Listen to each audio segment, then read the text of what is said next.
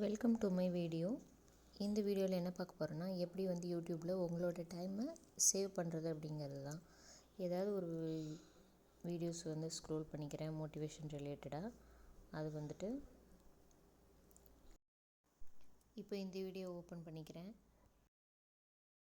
வந்து 5:45 காட்டுது. இப்போ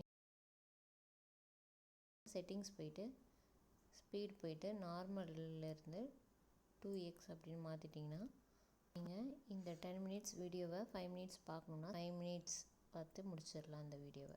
ஆக்சுவலாக இது 10 மினிட்ஸ் இருக்கு இல்லையா, அந்த வீடியோ 5 மினிட்ஸ் பார்த்துடலாம். ஸோ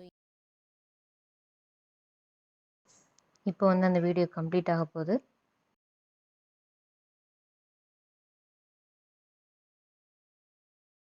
டைம் பாருங்கள் 5:50.